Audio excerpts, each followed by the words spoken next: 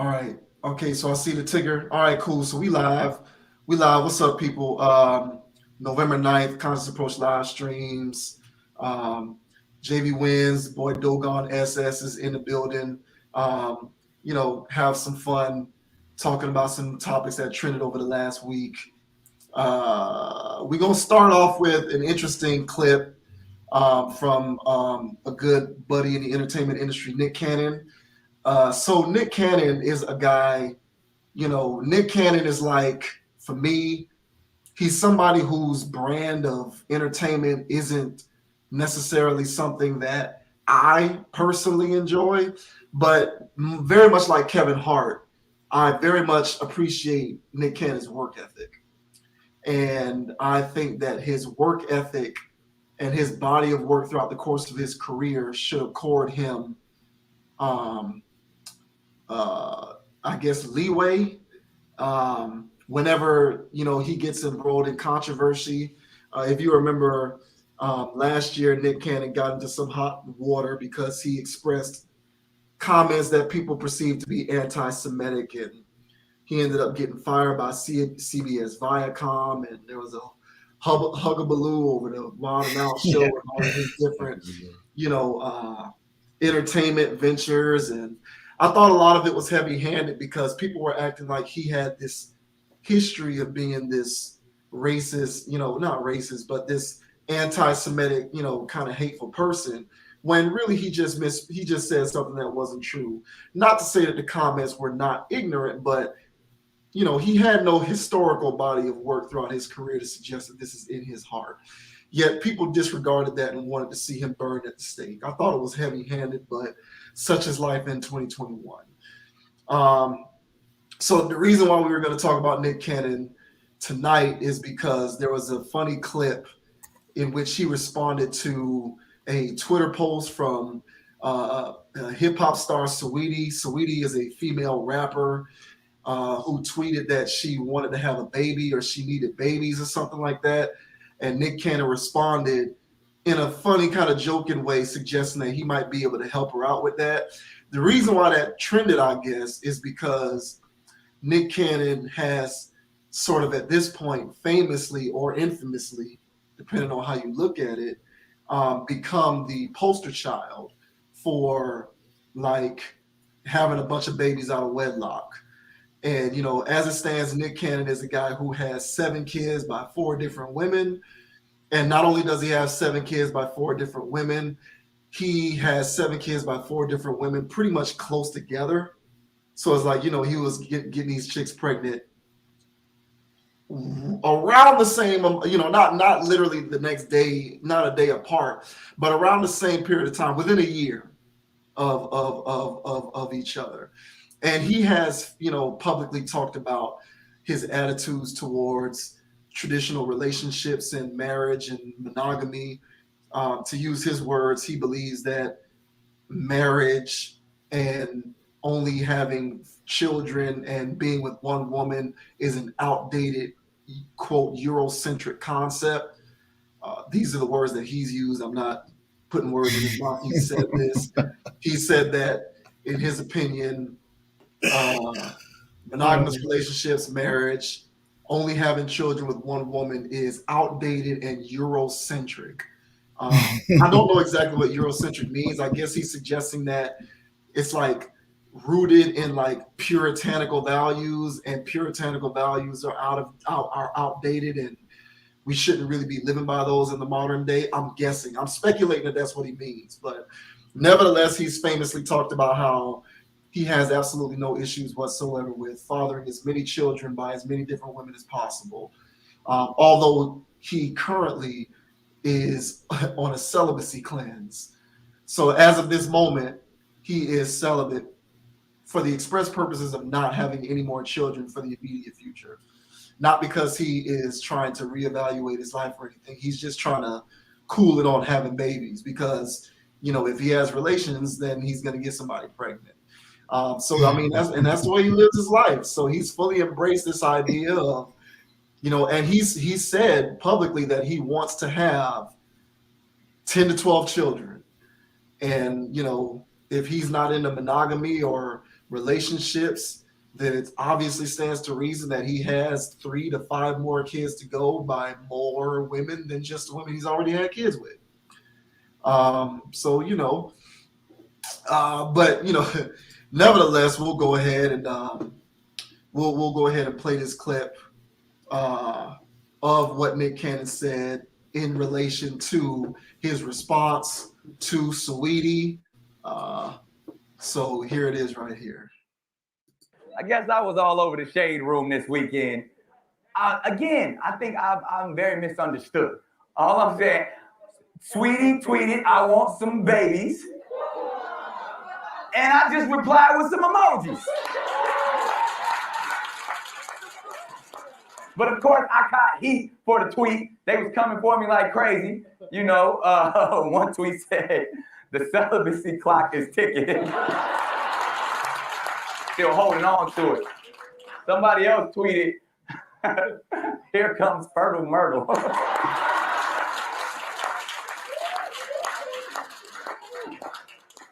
Oh, but my favorite one.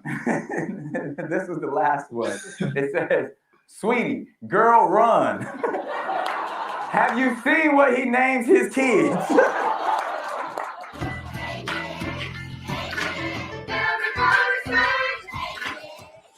I guess I was all over the shade room this weekend. So yeah, man, Dogon, what do you think about your boy Nick Cannon and his response to Saweetie and just his general philosophy on fatherhood and relationships and all of that fun stuff? I think that of course, everyone is indeed entitled to their opinion, but I think that he has the amount of capital to do so. So not everybody has the resources to provide for that many children. Yet still people are still out there doing it, even though they don't have the resources. But Nick Cannon is strategically doing it because he now sees, hopefully he has an accountant over this, and maybe that's why he wants 12 specifically, just so he could, if this is something he can realistically handle. And by having agreements with these women, they fit the budget. So for him to do this, it makes sense for him, and he wants to spread his legacy and have cannons out there, and have Cannon be the thing, and have him be the forefather of the Cannon nation. Because I'm sure he's going to want a family of entertainers and business people. All right, and these names are just a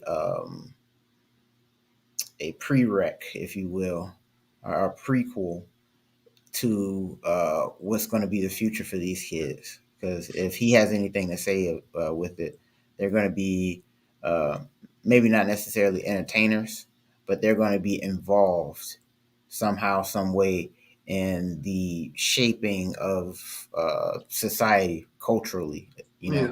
Like he was or is. Yeah, right. Similar to like how Will is doing with his kids or what have you, that they're going to be names and prominent somehow, some way.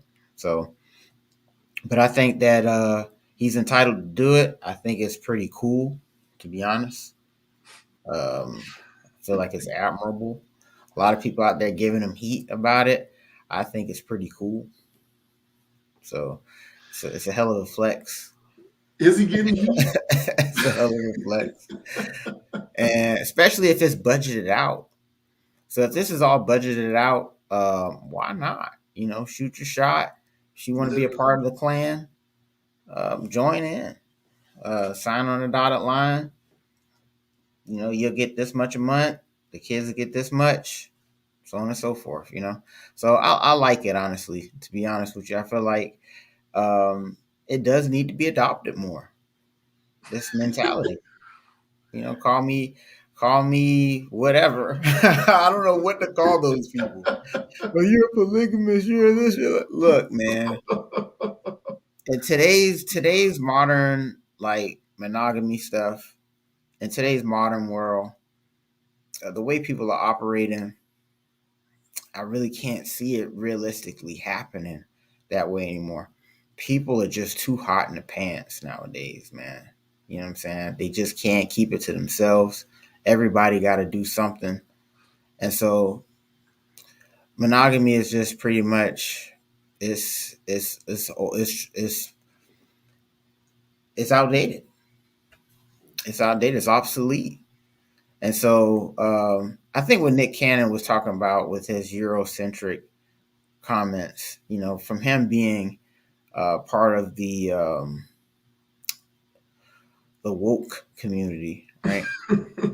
So him being part of the woke community, Eurocentric meaning that it's a concept not coming from traditional African views. So since it's not coming from traditional African views, it comes from a more of a Eurocentric frame of marriage, which is just monogamy. Right. It's a puritanical sensibility.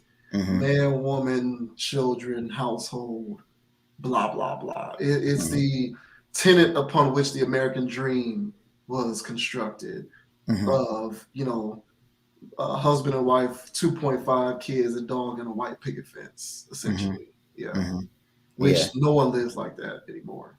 No. And so in today's modern world, I just feel like he's just I don't know, he's just paving a way, man, for others, I feel the way that I feel about him specifically is similar to the way that I feel about certain individuals when it comes to, let's say, for example, the vaccine situation. So I don't care whether you are for or against it or not. All I care about is that you stand your ground and just stick to your principles. If you hate it, say you hate it. Don't waffle and double talk yourself and go back and forth, contradicting your words and trying to placate to the masses because you don't want to lose business or sponsorships or business relationships. Like, if you feel this way about this issue, stand firm on what you believe, and to hell with anybody who disagrees with you or to anybody who wants to quote unquote cancel you. And so I say that to say I appreciate Nick Cannon's candor and the fact that he is consistently sort of preached this rhetoric from his own personal worldview. He believes monogamy is outdated. He is, in my view, a practicing polygamist. But he has said, this is how I live my life. He's given his rationale, and whether you agree with it or not, he lives by what he says. He practices what he preaches. And so I must respect and commend him for that. Within reason. So, because you'll get these dumbass people who will say, oh, okay, so if a Nazi person was consistently being a Nazi, you'll respect that? No, that's different. And you know the difference. Stop trying to use these specious arguments in order to try to prove what I'm saying wrong. You know what reasonable is. Get the hell out of here with that lazy logic, because people will do that. Just within the context of this particular subject matter, his consistency is something that I can appreciate. Now, does it fly for me? No. I have pretty much resigned to the fact that if I can't, now, for the record, I am somebody who is a casual dater, right? So I have accepted and am honest and upfront about the fact that I maintain my dating life casually.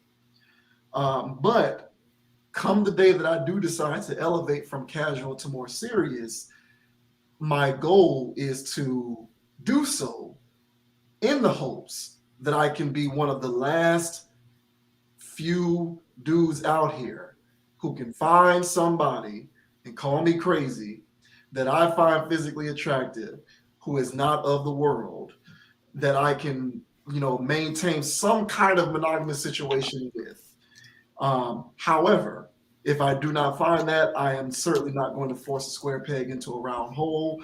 And if I realize that I might as well go ahead and give up hope, then I will do that, and I will go the Nick Cannon route. So I guess for me, I'm just kind of haphazardly dreaming that I might be able to get lucky enough to find myself in a situation that I am content and okay with. I don't care. I don't give a shit about everybody else. If other people are having a difficult time finding this so-called monogamous situation that works for them, too bad. This shit is Darwinism. It's survival of the fittest, and it is kill or be killed, eat or be eaten. We all got to find what we can find, what we want, and if we can't find that, then you're gonna have to adjust accordingly. So, is the Nick Cannon way of life on the table for me? Quite possibly, yes. Do I think as our society becomes more and more perverse with each passing year, that is becoming more and more of a mainstream way of living life with respect to relationships? Absolutely. I don't deny any of that. I am simply saying maybe I can luck up and find myself in an advantageous situation and not have to expose myself to those rigors. But if I do, I will go ahead and accept it and adjust accordingly. But I don't really have anything negative to say to Nick Cannon. As you said, and I thought that was very well said when you pointed out that, it's very important to keep in mind that Nick Cannon has the financial wherewithal to be able to maintain this type of lifestyle. Most people don't. Hence why most people who do these things irresponsibly have to resort to entitlement programs and government assistance. And, people get put on child support and the relationship is dysfunctional as hell. The kids grow up dysfunctional and messed up in the head and go on to become dysfunctional adults who don't contribute to society in any meaningful way. So I don't necessarily know that this is a widespread thing that should be embraced at this point because so many people do so irresponsibly. But in the case of in the case of an individual like Nick Cannon, who is educated enough and has the financial wherewithal to do so, yeah, more power to him. I definitely don't think that it's off the table for people who are in his socioeconomic situation. But for those who aren't, and statistically, most people aren't in his financial situation. Capitulating to this type of behavior, I would suggest, is still having a degradatious effect on our overall population. But for those who can maintain it effectively, I agree with you. I say go for it. Yeah, and so if the emphasis on, and I agree with all that, and if the emphasis was more on um, that being what manhood is when growing up, that hey, I mean, we kind of already knew the guy that has the car and or whatever gets the girl or whatever, and the guy that has those things get a lot of girls. Right. But it's a different thing when the mentality is, all right, hey, get these amount of resources, get these amount of assets, get this amount of this, and it's not a big deal that you do have 2 or 3 wives now. Right. And if it's more of an accepted type of situation, whereas it's like, no, I have, my 2 situations here with my 4 kids or my 5 kids total. And it's a thing, but I can afford 5 kids. She only want 2 kids anyway. Right. This one only wanted 3 anyway. But I'm here. I want 5 kids. I only want 2. Well, it's just like, all right, well, let me get somebody that wants 3 then. Yeah. If that wasn't more acceptable type of ways of building families, then we would have a different mindset. And of course, people are out here doing it irresponsibly anyway. Right. Right. We have all kinds of modern forms of families now because it's a lot of jumbled up things going on right now, and so it is what it is. People are making it work, so I'm not against that, but it does need to be some type of structure. Right. And so I say that there does need to be a paradigm shift in how we view relationships in general. And so by having a different viewpoint on relationships in general, maybe a lot of these things that make relationships fall apart wouldn't actually make those things fall apart anymore because we have a different view on how relationships are actually supposed to go. You know what I'm saying? Mm-hmm. So, call me idealistic or what have you, but I see what Nick Cannon's doing, and as somebody in his privileged position to do it so structurally, that's the part that I do see admirable as well. Right. And Yeah. that's the part that I say that if there are other people that are in a position where they feel like men in general who want to strategically have a family, and they are in a position that they can do such a thing, I don't see why not. Yeah. I don't see this as a bad blueprint. Yeah. Yeah. What I'm seeing that's going on by and large is we just have two different types of people now. You have people who care about relationships and people who don't. The people who care about relationships still cling to the idea or the notion that you raise families within a structure that is built upon trust and fidelity. The people who don't care about relationships don't care about any of that. And these are people who will do it the irresponsible way. Oh, I just had a baby by it. Oh, I just got pregnant. Or I just got this girl pregnant, blah, blah, blah. You're not doing it with any modicum of discipline or responsibility. You're just going about doing it because you have poor decision making. You have poor decision making skills. And I think within the context of people who do it, who have poor decision making skills, I think that is damaging because I've always believed that, the most ideal way in which to raise children is within a functional household with both parents present. That's the way I was raised. However, I'm starting to sort of veer away from that. And I'm starting to adopt the Nick Cannon like mindset of, so long as everyone involved is aware of the right expectations and is going about doing it in a structural, responsible way, it can still work without that construct. But again, I feel like the percentage of people who have the capability to do it that way is, minuscule compared to the much larger percentage of people who are just out here doing it, and you end up raising kids in highly dysfunctional environments. And I do think that if I have to choose between one or the other, if I have to choose between two distinct larger population sets, I'm probably going to side with the population set that cares about relationships but wants to do it within the context of trust and fidelity and monogamy, over the population of people who is the opposite of that and just does so recklessly. Because I think that one side versus the other is more likely than not to be equipped to raise children within a functional environment that sees them growing up to be contributing members to society and not mentally ill, quite frankly, dysfunctional people who don't contribute to society. So you know what I'm saying? It really is a matter of sort of dissecting, like you said, what the face of relationships looks like, particularly in Westernized cultures, undergoing that paradigm shift. But I believe that paradigm shift is going to have to take place within the group of people who care about relationships. That's where the paradigm shift is going to have to occur. So for people who are of sound mind and body who care about relationships, them sort of undergoing a paradigm shift in which they understand, maybe as time progresses and we move deeper into the future and our society continues to change by the minute, I'm not going to be able to realize that perfect utopian monogamy that I've always wanted, or that perfect fidelity that I've always wanted. But I can still have my family and raise them within a structured environment, and live as best as I can, right? That's where I kind of feel like the paradigm shift is going to have to occur.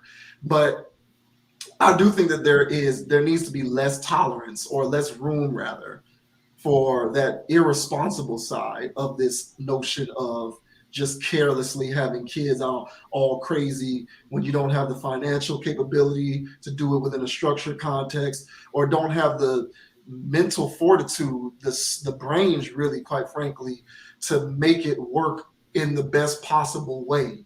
So that group needs to just either not have kids at all, or stick to the monogamy fidelity route. Personally, that's what I think, because I just don't think that it's good to raise generations of kids who are going to grow up to be dysfunctional and non-contributing members of society. I don't think that that's good for any of us. But for the other side, the functioning half, that paradigm shift is perfectly acceptable. And so I'm on that functioning side, where I may have, all throughout my life growing up, viewed it one way, monogamous relationship, kids with the same woman and all of that good stuff. But now, unless I can get lucky, as I prefaced earlier, maybe I need to undergo a paradigm shift where I realize maybe that's just not in the cards for me. Maybe that's not going to happen. Of course, I'm not going to make any move, though, unless I am financially equipped to make it. Of course. like all of my filibustering and philosophizing on how I look at all of this stuff is great, but I'm not having any children if I feel as though I am not in a financial state that allows me to be ready for that. Like, I'm not doing it. I'm not planting any seeds in anybody unless I am financially where I want to be. Period. Mm-hmm. And I don't care. It's not going to happen for me. I think that that's important. So these things are important. Financial freedom is important. Being in the right socioeconomic situation is important when it comes to these things. And if you are in that right situation, by all means, have at the paradigm shift, go to Nick Cannon route. But for the majority of these people out here who are not of the right mental state, because you got a lot of people out here who are mentally unstable, which kind of goes quietly swept under the rug. For a lot of people out here who are mentally unstable, who are not financially well off, who don't have very good financial literacy, these people should not adopt, in my opinion, the Nick Cannon philosophy. That's just how I see that one. Agreed. Yeah. But it's an interesting conversation, because I agree with you. I think most people's knee-jerk reaction is, oh, look at this Nick, look at what the hell, he's a part of the problem, right? Like, I think the knee-jerk reaction to most people is, this is not good, it's not okay. But as with most of these things that we talk about, it's nuanced. It's not black and white. There are matters of gray, and you can't just summarily state that it's good or bad, because you have to look at the parameters and all of the ancillary circumstances that go into it. It's not just a overall blanket generalization. But more power to Nick Cannon, man. 7 kids, 4 women. I'll say this, Nick Cannon. I'll say this before we move on to the next topic. You can say what you want about Nick Cannon, but as a man, Nick Cannon has a very good track record. He does not have poor taste in women at all. Nick Cannon's track record is exemplary. If you do your own independent research on the women that Nick Cannon has been with, his track record is exemplary. I commend him for his track record. Yeah. So I'll just leave it at that. I'm not a Nick Cannon hater. I'm a Nick Cannon congratulator. He's rich. He owns businesses. He's philanthropic. He has done tremendous work trying to put Black and brown people on, to give them opportunities and careers and all of this kind of stuff. He's done great work. So who am I to cast aspersions upon his personality or his personal choices just because he feels as though he wants to have multiple children or multiple women? If the kids are being raised in a structured environment and they're not being raised to be dysfunctional people who don't contribute to society, who the hell am I to judge? Agreed. Yeah. But so that's it, man. Congrats to Nick Cannon. We'll move on. And we have to talk about this. This was probably the biggest news that occurred over the last week. Obviously, on a more serious note, Travis Scott, big time hip hop star. Now, I'm not very familiar with Travis Scott, I will admit.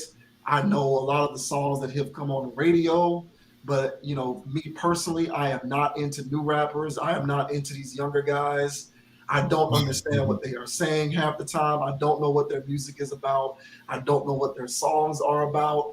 I don't get it. It does not resonate with me. So I do not keep up with new rappers. Um, I do know who he is, however, because he has a lot of songs that get a lot of play on the radio, and they come across my Spotify and whatnot. But I don't follow the guy. But obviously, he has a big music festival every year that occurs in his hometown of Houston, Texas, called Astroworld. Every year it's this big, huge thing. A bunch of people show up, sells the whole thing out, sold out venue. He brings on guest artists to, perform, at his show alongside him and whatnot. And unfortunately, tragedy struck at Astroworld this year. Um, uh, I still have a difficult time understanding exactly what happened. I've read a lot of stories and press clippings. The phrase that they are giving to it is called a crowd surge. Now, I had never heard this before. I had to look it up. I didn't know what a crowd surge was. But apparently, after a crowd surge at Astroworld, 8 people died, which I've never heard of anything like this before. Like, this is the first time that I've ever heard of anything like this. 8 people died. I think it was 17 people were injured, had to be hospitalized. But 8 people died because of this. There's still an investigation that's ongoing. People are trying to figure out what the hell happened. A lot of people are sort of pointing the finger at Travis Scott. People are pointing the finger at, security, the event venue. You got some people saying that people didn't care. A lot of the people in the crowd were trying to sort of get the attention of both Travis Scott and the event staff and security to let them know that things were getting out of hand and people were getting hurt, and nobody was listening. And there are a few videos that went viral on social media from people who were there, who were kind of filming what was going on, and there were people getting trampled. There's one video of this girl who was there, who was trying to get the attention of one of the cameramen who was on one of those elevated platforms, and the cameraman was like basically telling her to go away, not paying her attention, being dismissive towards the situation. There's just a lot of chaos. For me, it's just crazy. I have heard of events that got out of hand because the demands of, being able to maintain and keep the peace and order the demand far outreached the supply of staff and security to be able to keep the situation contained. I've heard of situations like that. I have never heard of a situation that got so out of hand that it resulted in people dying, let alone this many people. 8 people died. It's insane to me. This was a big sort of thing that happened in the world of hip hop and music over the last week. There's one person who is actively trying to sue both Drake and Travis Scott for $1 million because he is holding them personally responsible for not doing what they can to de-escalate the situation. Apparently, things got seriously out of hand once Drake came on to perform with Travis Scott. Apparently, it was during that set where the crowd started to kind of surge and just become too much. And I guess it was just a huge stampede. People get run over and 8 people died. It's crazy. But, I don't know if you had any thoughts about this, if there are any implications about it or what, but it was certainly a crazy situation. Well, as far as the crowd surge, so I don't know if you've ever been in a club where, because I've been in a surge before, nothing like that big, but I've been in situations where, I'm in the club and either there's a fight going on the other side or a shooting or something. Right. And then, so the whole crowd is just moving all towards the exit. Right. And I've been on the dance floor when that stuff was going on.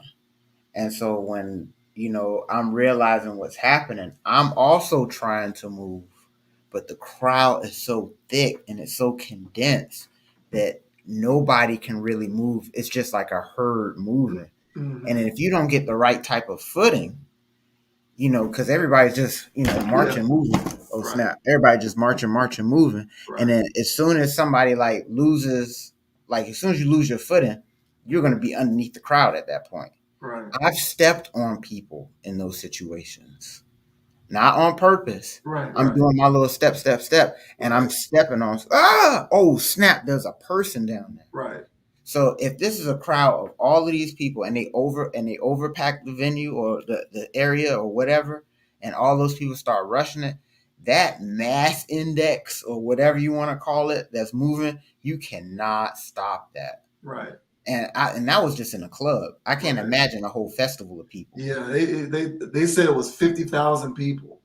Yeah, so I mean, Yeah. at that point, bro, like if that person that did fall, I can see how, it's just one after, and that's so much weight. I've been there, dude. Yeah. And so I've been times where I'm literally about to fall, but I know if I fall, I'm done. Not like done, but I'm going to get stepped on by people. Yeah. So I'll drag, I'll hold, I'll do. It's so wild, those crowds, how they move like that. So to me, when I heard the story, I was like, wow, 8 people. But I also thought of the negligence of it all. Mm-hmm. And allegedly, I heard there was only like one unit for, medical stuff going on there. Mm-hmm. And it's just like, hey, man, you got that many people. I don't know the ratio at which you need certain levels of emergency people on hand for that large of a crowd. And it was like other oversights that, come to light now where it's like, yeah, they were cutting corners. Yeah. And they were cutting corners. And I'm sure they got away with it many times before. But when you're rolling the dice like that, these are the scenarios that happen. And then when the right protocols aren't in place, now you look really crazy. Yeah. And so I'm sure they dot all the I's and cross all the T's when it comes to other levels of promotion and stuff like that. But this was definitely a teachable moment for other entertainers from here on out, because this is madness. Yeah. Honestly, when I heard it, and the first thing that popped in my mind, if that was any one of my loved ones, who do I sue? Yeah. Yeah. Who do I sue? Because I'm suing somebody. Yeah. Only thing they did was go to a concert. Right. So is it the promoter? Is it the venue? Is it Drake? Is it Travis Scott? Who is it? Is it they record labels? Who do I sue? Mm-hmm. Because somebody's got to pay for that. The security force, somebody, yeah. Somebody's paying for that. Yeah. You know what I'm saying? And so, that's madness. So I've seen stuff where Drake openly apologized and stuff online, and you know what I'm saying, and saying, he can do whatever he can, all this stuff. And it's like, hey, look, I get it. Because what else can you say to these people? Because it's wild when I heard that they kept performing, because they kept performing too, and that's, allegedly. Yeah, and right. Then they kept performing, and so that's when people was like, oh, they tripping. But I heard they also paused, to make sure that they got some help and assistance. Yeah. And so, it just looks crazy. I guess the optics of it all is bad. Of them going back out there and trying to turn up the set. You know what I'm saying? And so that's what looks crazy about it, though, I guess. I agree with you, bro. And one, it's a lot of levels to it. There are 2 things that I thought of. The first thing that I thought of was, if this were like, and I'm not trying to put any of these individuals on blast, I'm just trying to express what my initial thought was. Like, my initial thought was, if this was like, a Taylor Swift concert, would this have taken place? And I say like, and I'm not trying to single out Taylor Swift. I'm just trying to make a point. Like, if this were a Taylor Swift show, would there have been lapses in security details? You know what I'm saying? Like, would there have been only one medical unit on the premises? Would there have been not enough security staff? I'm not trying to suggest that crowd surges aren't possible at Taylor Swift shows. What I'm suggesting is, I'm simply asking the question: had it been a Taylor Swift show or who else? Ariana Grande or Demi Lovato or any of these artists like this. If it was anybody like that, would those lapses in precautionary measures have been made? I don't know. I think it's a question worth asking. Being from Miami as you are, we know all too well about what city officials typically feel about hip hop shows.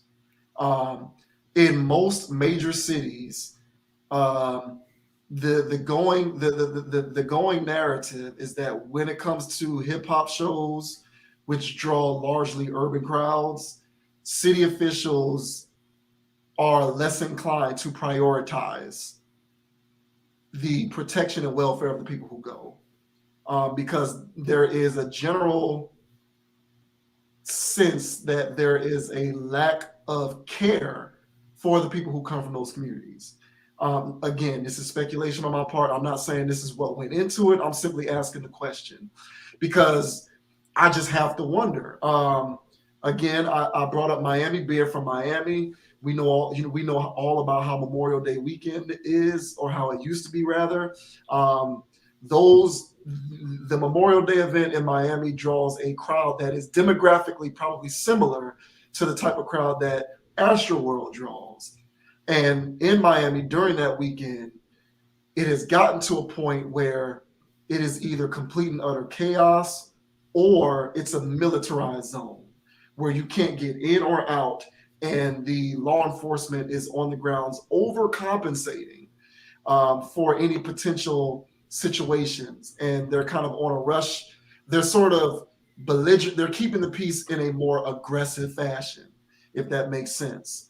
And so that was just my first thought is, there's a reason why you don't see these types of situations occurring with non-urban type events. And it's not because people who attend urban events are intrinsically more likely to crowd surge. I personally think it's because there is a greater level of care and consideration afforded to non-urban type events, especially in major metropolitan areas like Houston or Atlanta, New York, DC, Miami, LA. Pick any one of these cities.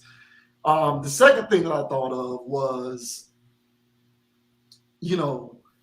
is there something to be said about, and again, I don't know, I'm simply asking the question, is there something to be said about the type of crowd that a Travis Scott event draws? Because, I've heard a lot of his music and I've seen several of his social media posts. He's kind of out there with some of the stuff that he puts on his pages, and some of his, the concept in a lot of his songs and some of his lyrics lend themselves to the fringes a little bit, in my opinion. To put it kindly, not trying to, That's a good way of putting it. Yeah. Yeah. So, I wonder, like, does that draw out those people who live on said fringes, and you get into a situation where you have thousands upon thousands of people who are on the fringes, and now we could potentially have a situation on our hands. I don't know. Those are the two things that I thought of at first. It could be a combination of the two. It could be neither or. I'm not sure, but there's just no, what you're not going to get me to believe is that this was just purely an accident, and that there is no sort of origin behavior that sort of contributed to why this played out the way that it did. I'm not going to buy into that. There's a reason why this happened. And if there's a reason, it therefore stands to reason that it could have been prevented. It just depends on which angle you kind of analyze it from. I don't know, man. I just think, I'm a hip hop kid, as you are, grew up listening to the music. But what I'm finding with a lot of the newer artists is that there is an increased normalization, to use a term that we've used on this channel several times in the past. There is an increased normalization of bizarre, on the fringes behavior. I'll put it that way. And you and I both can attest to the power that the messages in this music can have on a large masses of people, and how you can influence one's behavior through music. I think that it's reasonable to say that. And as the content of the music becomes to increasingly starts to normalize, this type of behavior, being on the fringes. It's normal to pop pills and be on prescription drugs, and it's normal to do all of these things. Who cares? That's normal. YOLO, do what we do. Who cares? It's normal. Stop judging. Stop judging. It's normal. Yeah, I'm on Xannies and perks and all of this stuff. Adderall. Who cares? It's normal. It's cool. Whatever. As we continue to get more, traverse further down the rabbit hole, you have to start thinking about what sorts of ancillary effects is it having on the population at large. And I don't think that it's out of the question to ask whether any of that played into what happened with this Astroworld situation. I didn't even bother to think about the crowd or the people that he would attract. I mean, because I don't, I'm just asking the question. No, it's no, just fair, general curiosity. Yeah. No, that's a fair question to ask, because at least from his general fan base, because Travis Scott is crossover. He plays both sides, so he has all kinds of fans, honestly. Yeah. So there was all kinds of people in that crowd. At least from all types of ethnicities and races and stuff. Right. Yeah. I'm not speaking necessarily about race. It's more about exactly. So once you said the behavior, right, and once you got into the on the fringes behavior, then at that point you are speaking to a demographic of people that I've witnessed before. And so Travis Scott fans, to me, I would back when I was driving a cab, and I got customers in a car, and they're loving whatever Travis Scott song's on, and I'm the cool cab guy, right. So I'm playing their songs, but it's so emotionally driven, either dark or amped up. It's either one of the, just both extremes, and so the genre is I'm pretty sure it's super hype. It's super hype. And then, like you said, when he's talking all this stuff about doing prescription drugs, this is cool. These kids are really out there doing drugs. Yes, they are. That cannot be overstated. It can't be. Man, I knew a dude, man, he was really doing the drugs. I'm like, bro, this is just songs. He's really doing them. Yeah. And the side effects were just out of there. Yeah. You cannot be a functioning adult doing the stuff that these guys say in their songs. Yeah. And so, but nevertheless, I'm pretty sure people were extra lit at the concert. So it's a lot more than alcohol in their system. Oh, yeah. You know what I'm saying? It's a lot more than weed in their system. So there's other things going on at the Travis Scott concert. Are you kidding me? Right. Yeah. And so I'm not blaming the crowd. I'm not saying that was the main contributing factor, like you said, but at the same time, I wasn't taking that into account when hearing it. I heard before that he had similar situations in the past where, not people dying, but, disturbing the peace type of situations. Right. And so I'm sure that's part of his antics while on stage to get super hype. And so when he's getting so juiced up out there and people are, because, mosh pits are a thing, a crowd going crazy is a thing, but the whole part where they all start rushing the stage, I can't understand that. Yeah. I can't understand why that became a thing. You know what I'm saying? And so, and bro, once that crowd starts moving, one person starts panicking, it's just a wrap. So I don't know how that could have been prevented. And I also didn't even equate the whole part of the whole detail of the, because and that's what I'm saying. I don't know who to blame in that situation. I don't know if it's the label, right, if it's the promoters, if it's personally Drake, if it's personally Travis Scott, But if you are having a big old festival like that, those are things that you might want to make sure that you get checked off. Yeah. Yeah. You know You what I'm have to saying? think about that stuff, man. Yeah, and that's super wild. But that's what I'm saying. This is such a cautionary tale for any promoter or any club promoter, any type of venue type of situation. If you're running these events, you got to make sure that the detail is detailed and pay those prices, you know, because God forbid, and then now who's at fault, or at least somehow liable, Mm-hmm. the venue can cross, can wipe his hands clean, Mm-hmm. in a contract, but at Mm-hmm. least for the people that's hosting the event or what have you, like somebody has to learn from this, Yeah. because this is absolutely, it's wild. Yeah. And so I don't know how you come, it's not like, because nobody's, at least I'm not upset with Travis Scott or Drake. Mm-hmm. This is just messed up, you Mm-hmm. know.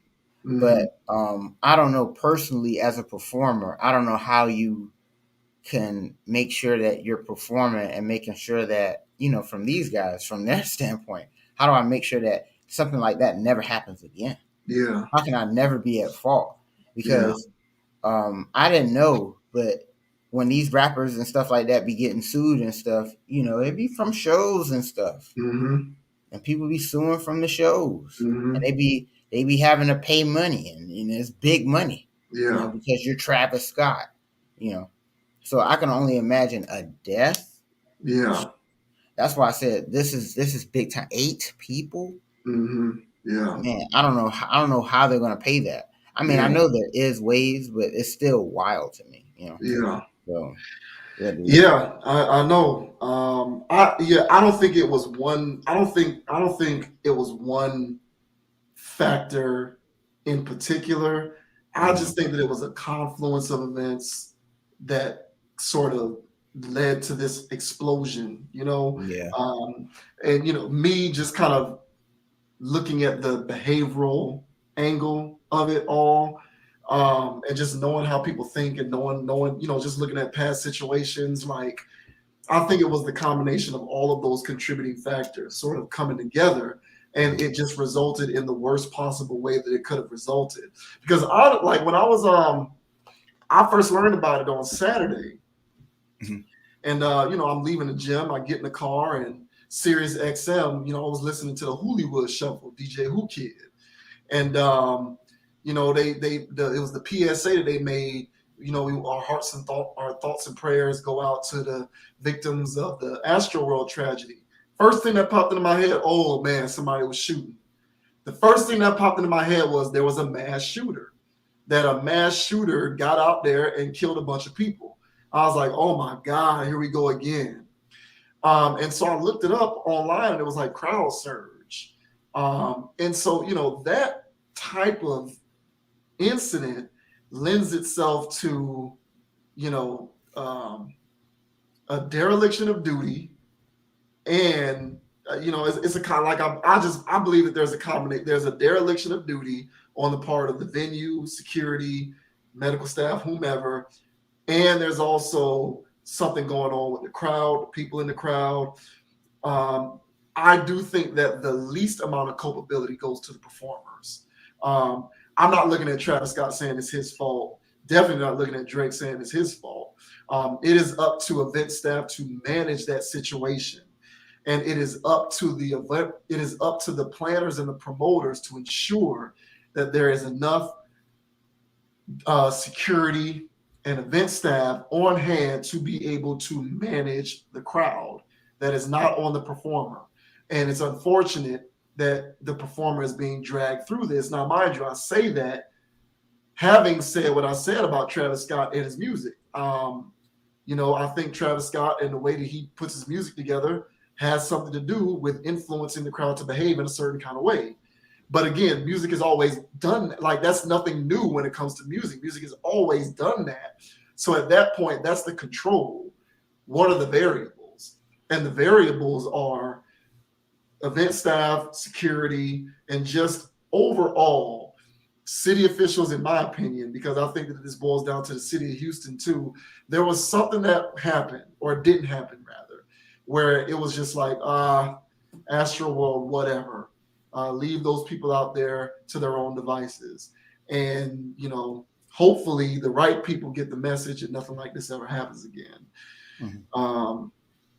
That is definitely a wild situation. But in all likelihood, I don't know about Drake, but I foresee Travis Scott paying out at least something, just for good PR. If nothing else, for good PR, he'll probably end up paying out something. Whether you think he's responsible or not, that's just kind of how these things go. For the sake of public appearance and what looks good optically, he'll end up paying out something, to not only just the one victim suing, but to everybody.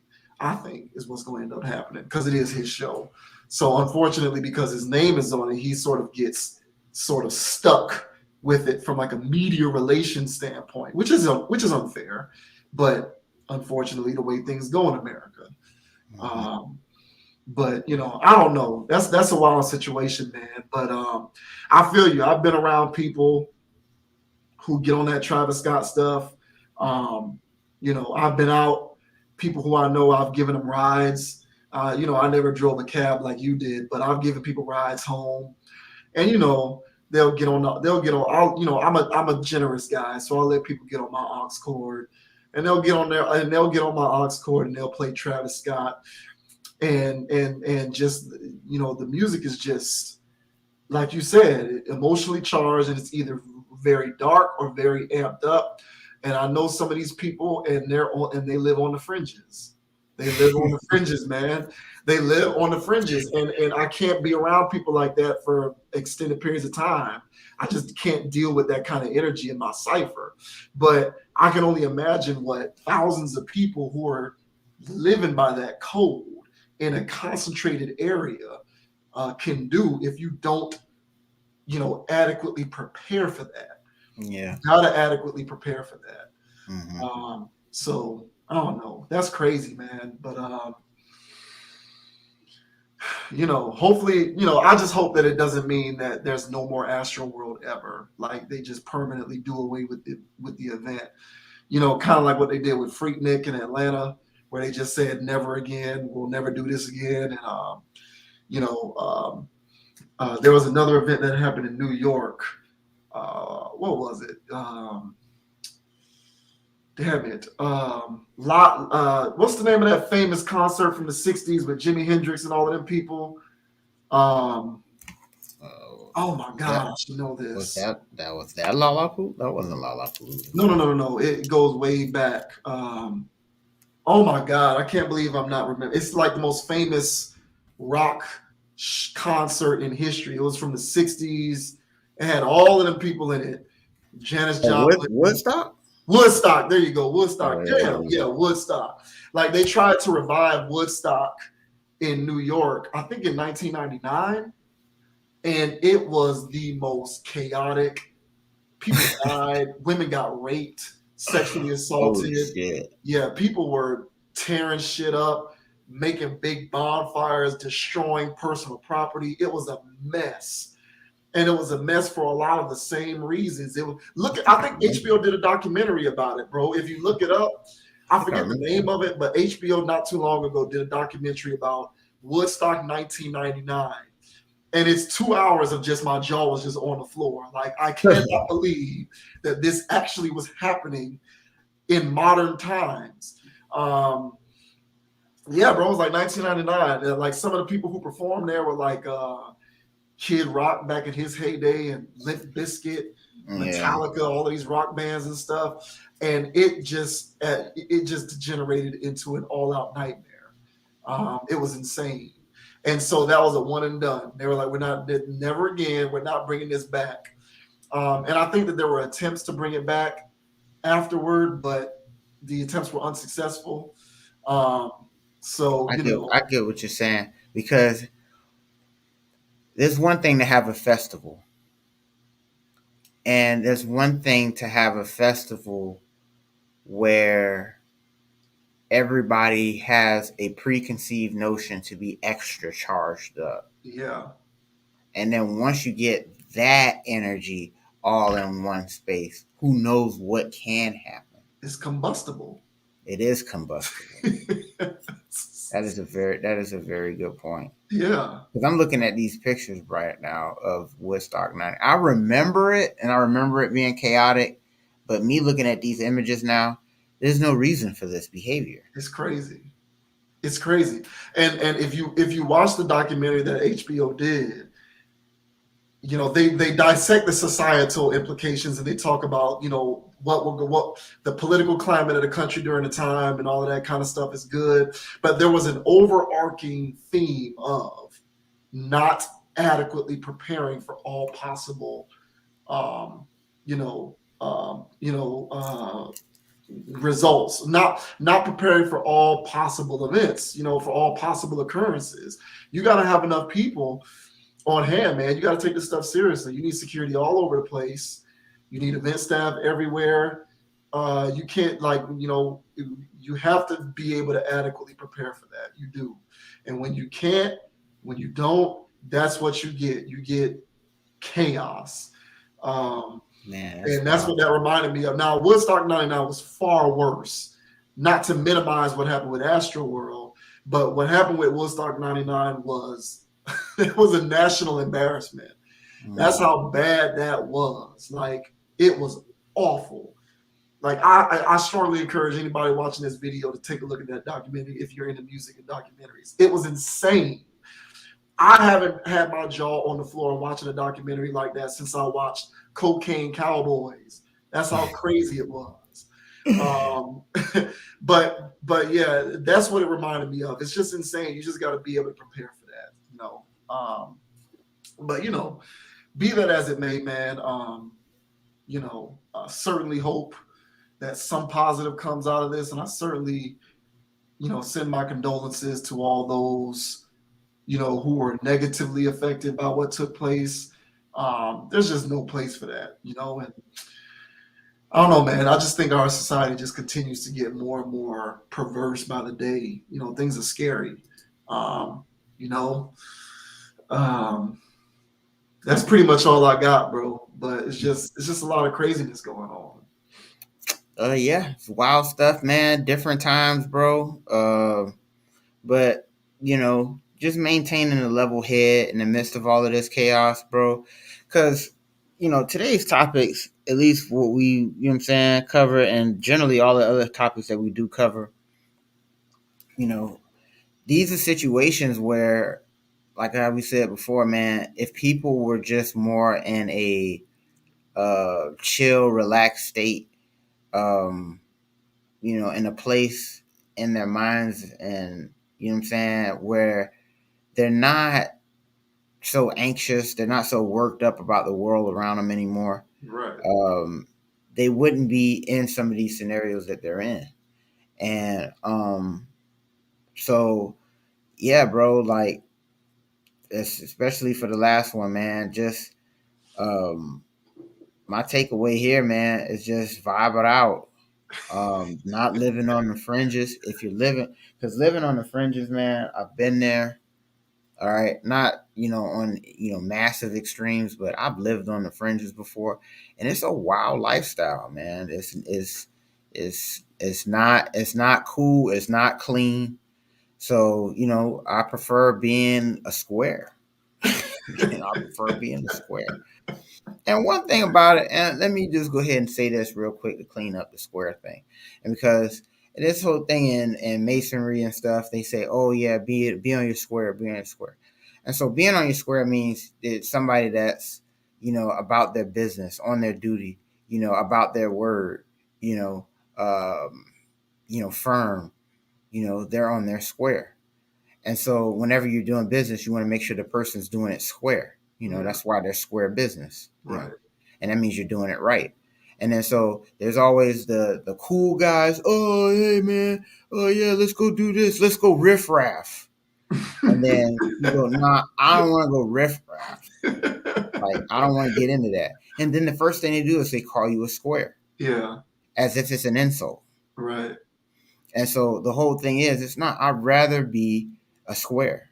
I'd rather be somebody that's on his square, about his business, handling his business, and not out here riff raffing around. Right. you know.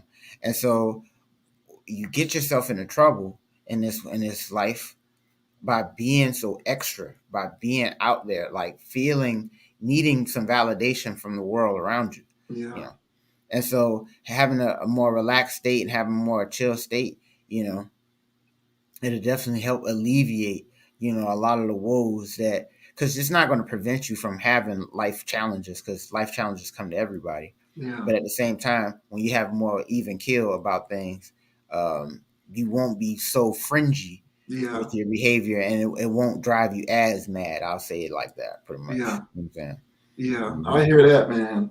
Yeah. I got a buddy who, he lives on the fringes in his mind. His behavior is sound, but he lives on the fringes in his mind, where he lives in a, to put it plainly, he kind of lives in a constant state of fear and paranoia. There's always somebody out to get him. There's always somebody trying to tear him down. Um, you know, and there's always some kind of conspiracy afoot. And it's just like, everyone is entitled to their belief sets, of course. But I'll be talking to him sometimes, and I'll just be like, bro, that has to be mentally exhausting.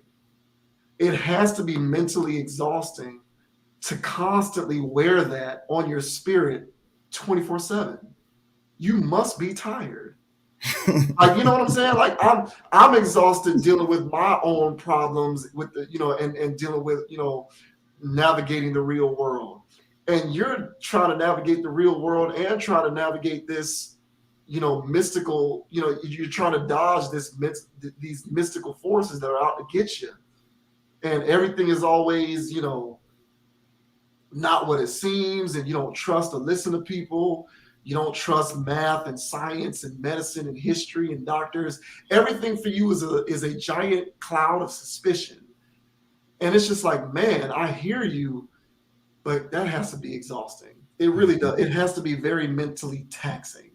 Mm-hmm. I would need 3 naps a day if I lived within that prison, because it would drain me mentally and emotionally. It really would. It would drain me. Yeah, and I have my own. I get drained enough dealing with the problems in the world that I can see, let alone trying to worry about problems in the world that I can't see. Mm-hmm. So, but it is what it is, man. But on that note, man, I thought that was a good point. So we can go ahead and end it on that one, man. That'll do it for tonight's live stream. This was good stuff, bro. This was good stuff. So, hopefully people are tuning in post talk when the video gets on the YouTube. And I'm probably going to carve out a whole off day where I just upload all of the backlogs of videos that haven't been uploaded to both the Conscious Approach website as well as the Facebook page, because they're already all on YouTube. But in the meantime, everybody, please continue to support Logical Talk. Everybody, please continue to support Logical content. We surely appreciate the support. Like this video if you like the commentary. Subscribe to this video. Share it, of course. Subscribe to the channel. I certainly appreciate it. You can find me on JV Wins. You can find me on Instagram at JV Wins, JVWINS. You can also find me on Twitter at Javis Ogden, JVIS. You can find me on Facebook at Javis Ogden, JVIS, OGDEN. Again, going to be uploading a backlog of the live stream videos onto the Facebook page, hopefully in short order. Also going to, what else am I going to be doing? I still am going to get the individual snippets of the talking points of each live stream to post as individual videos. So I'm going to make sure I take care of all of that backlog, both on YouTube as well as on Facebook. So wherever you find the videos, definitely like, support, comment, subscribe, all of that good stuff. You can find the Conscious Approach Instagram at Conapproach, CONAPPROACH. The Conscious Approach page on Facebook is just Conscious Approach, so search that. That is where we are there. And until then, man, we just gonna keep continuing to crank out good content. Yeah, and you can find your boy Dogon SS on Instagrams, all right, at Dogon_SS, and also on YouTube on Dogon SS. All right, and yeah, go ahead and like and subscribe. All right, got some fun stuff going over there, some videos. All right, so just go ahead and subscribe. All right, got more content coming down the pipeline. All right, but in the meantime, as I said earlier, just keep it easy, man. Keep it chill, man. Just keep it player. Right? Yeah, for sure, man. Just try not to live on the fringes. Yeah, that's the takeaway for today. Stay off the Yeah. fringes. Yeah. Mm-hmm. Stay off the fringes, man. But on that note, thank everybody for watching. Surely appreciate you supporting the Conscious Approach channel. JV Wiz, Dogon SS, we are signing off until the next time we sign back on. And until then, keep it G. We out.